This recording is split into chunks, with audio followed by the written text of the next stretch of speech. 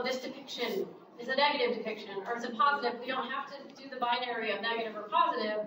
We can trace out different meanings to show that socially, culturally, MAD had flexibility at that time, and it can have and does have flexibility now. So that's kind of the lines of my argument, sort of what you were describing a little bit. I think it's interesting to look at I haven't looked at the figures, except for Virginia Woolf, who is sort of notoriously thought of as having been mentally ill or mad, and how that sort of lives in the public mind, but also positively in some kind of way, like, oh, genius. Like the reading of madness as genius has been around for some time too, and that has its pitfalls as well.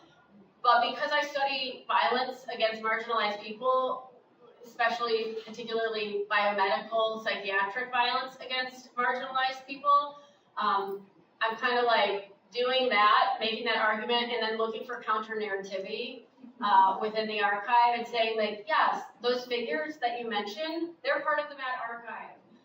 The plays and the meaning that is being made there, that's part of the MAD archive as well. What's happening right now with me in this poetry, that's part of the MAD archive as well. But, you know, it can become ubiquitous, but when we're actually looking at the things, very specific meaning can be made. Yes, thank you. Thank you so much. I really enjoyed this. Thank you so much.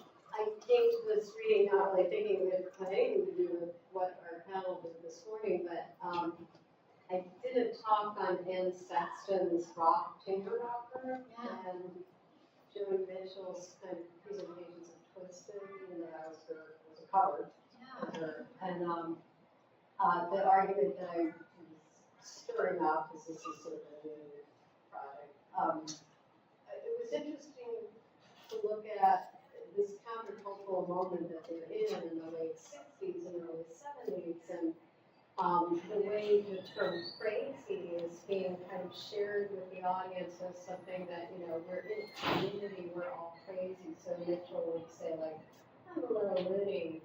Are you crazy? And the audience would, yeah, you know, and you know, Sexton was, you know, sort of re-performing poems that already were resisting her institutionalization. So I don't know. And if you don't already know, you probably do this. Her poem, Music Swims Back to Me, if there was something you read tonight, I was like, oh, you know, those I love it.